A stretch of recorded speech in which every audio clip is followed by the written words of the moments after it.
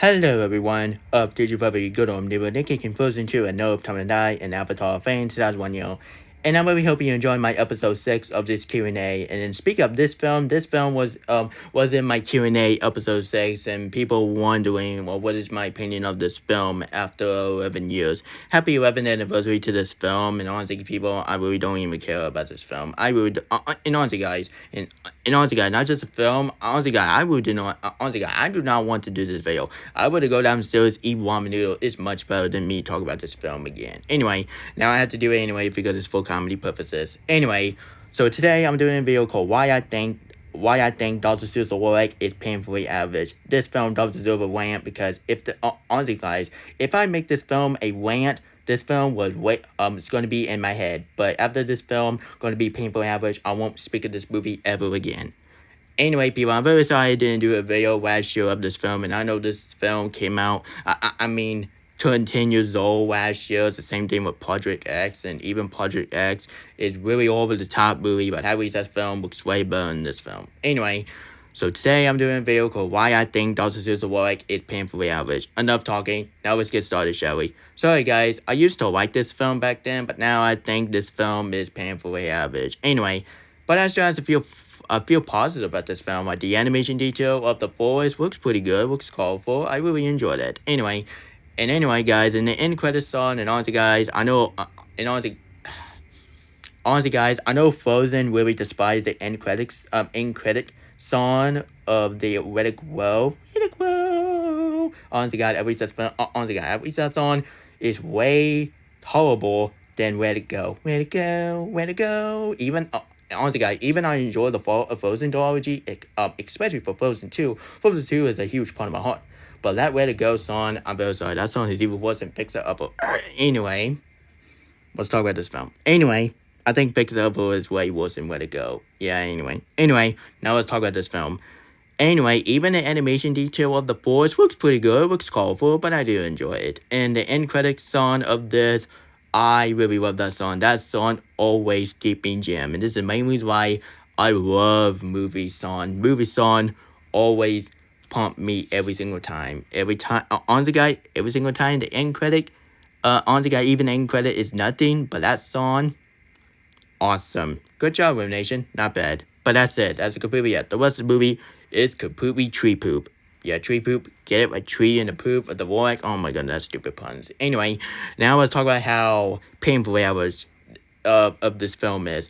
Honestly, God, I think the story is really generic. Honestly, God, it's just like your typical generic, cliche, typical romantic comedy storyline of this film. This film has two stories in one movie. The one story is all about Ted Reagan wanting to get a tree for his girlfriend named Aubrey. No people, not my cousin. I'm talking about Aubrey. This film. Don't want to get your mind fixed. Anyway, and the other story is how to be the main story of how the Lorax become the Lorax. Honestly, guys, and which story?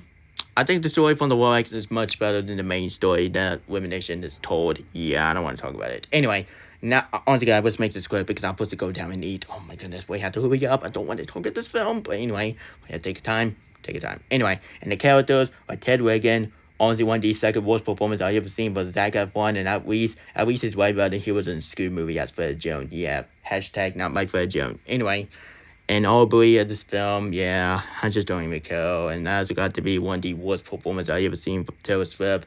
And honestly, people, I know a lot of people are going to say, hey Nick, what about the character from the Cat movie? Taylor Swift in that film, why you didn't say that? Guys, let me tell you something. I'm not going to waste my...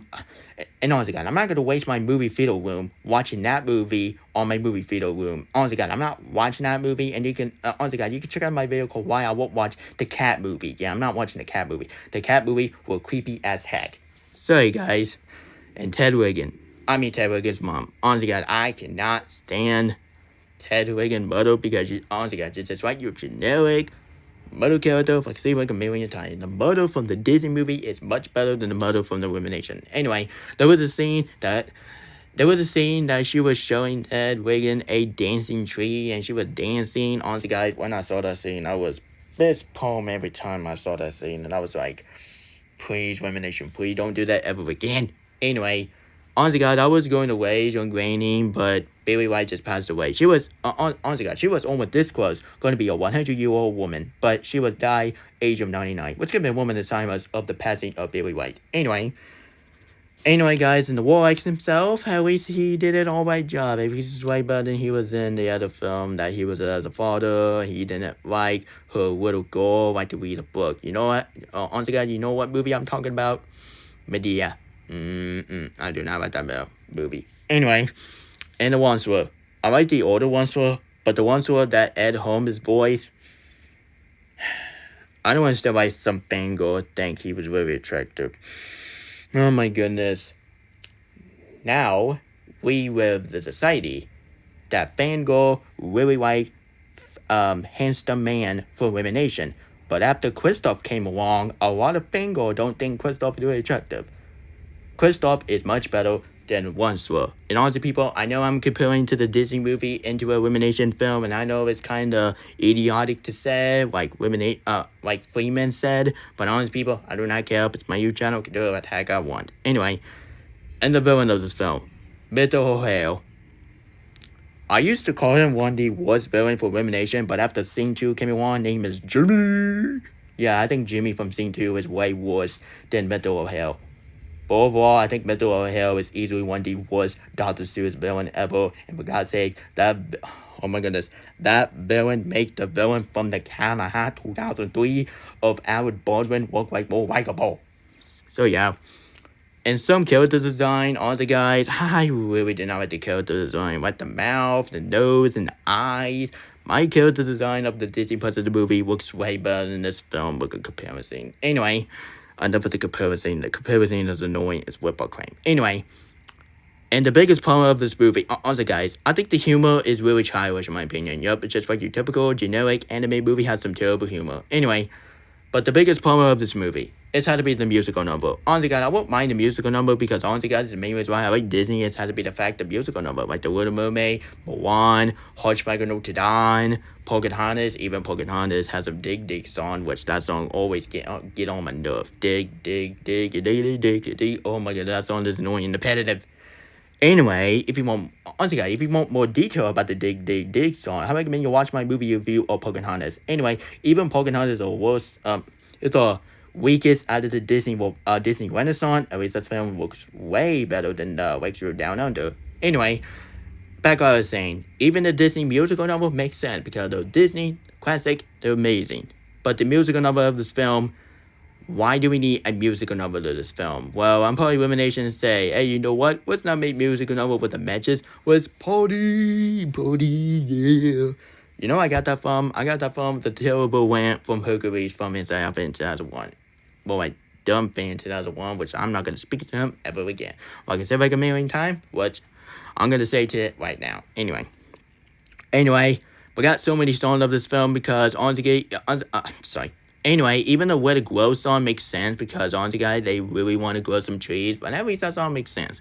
But some songs of this film, like the Devo theme song and the and say I want a Devo song, which that song make me cringe. And the worst song of 2012, it has to be How Bad I Can I Be.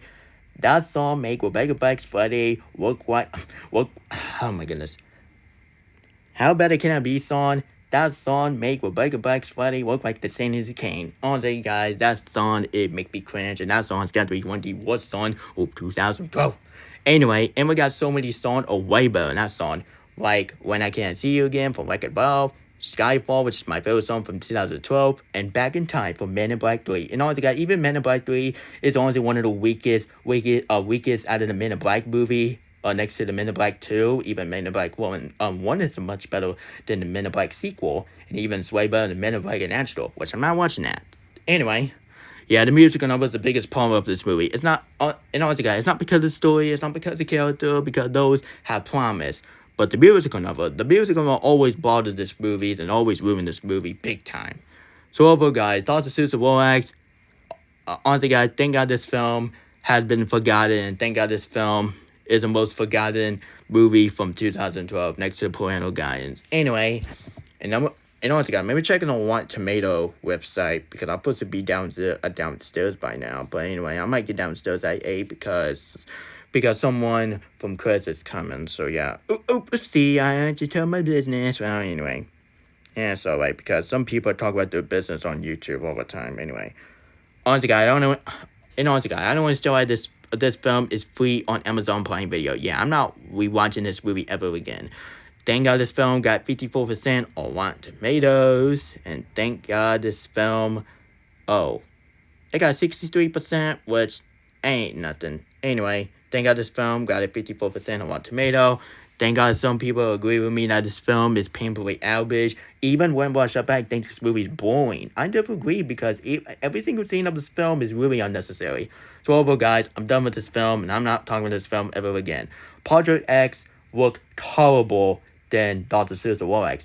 Let me say it one more time. Project X, which is a party movie, even I'm not huge... And honestly, guys, even I'm not a fan of the comedy movie feature House Party. Even This Is the End is much better. But anyway, at least Project X. And at least Project X... and honestly, guys, at least Project X... at least that film, you could take your friends and make fun of it. But this film is really boring, was really painfully, is really average. And I am giving Dr. Seuss or Lorax a 1 out of 10. Even this film has some 2 positive, but that 2 positive do not save the movie one bit. It's actually the worst of the worst. And does this movie deserve a sequel naked garbage? Well, nice try. Nice try. Do you understand I'll get a nippy way at you? But this film deserves a sequel of naked garbage. Sorry guys, I'm really sorry about my comedy purposes, but anyway. No, excuse me, I'm gonna get downstairs. I'm gonna get downstairs and eat ramen noodles. It's way better me talking about this film. Overall, that was my reason why I think Dr. Seuss or Lorax is painfully average. Yup, you got my reason. You got my reason. Don't pay me. Don't pay me. Don't rain on me.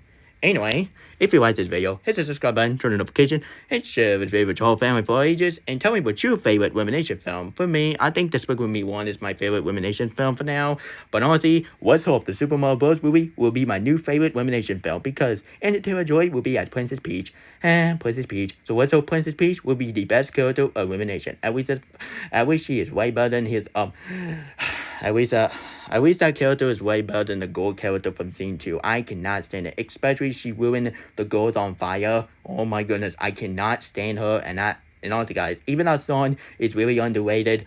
But that two movie ruined that song. Like the Adam Sandler movie, which I'm not going to speak it up, and Scene 2. Elimination, why in the world you ruin a Girls on Fire song, you bastards. Sorry guys. And Goes on Fire for American's Got Talent is a 100% way better, way horrible than Goes on Fire for Scene 2. And sorry, guys. And speaking of Scene 2, I won't talk about the movie ever again. I know a lot of people really love that movie, but for me, don't even care. Sorry, guys. Subscribe, comment, share the video with your family. And before I go, I'm not going to do any video for the rest of the day, because anyway, I got to help around the house. I got to help my brother Chris to earn some money. And I got to make my bed, clean my room, because my room is pretty trash. So yeah. Sorry guys. I see you next time. And so long. And Pikachu, have a great morning everyone. And I see you guys next time. And if I change my mind, I might read your note in my community tab. Bye-bye.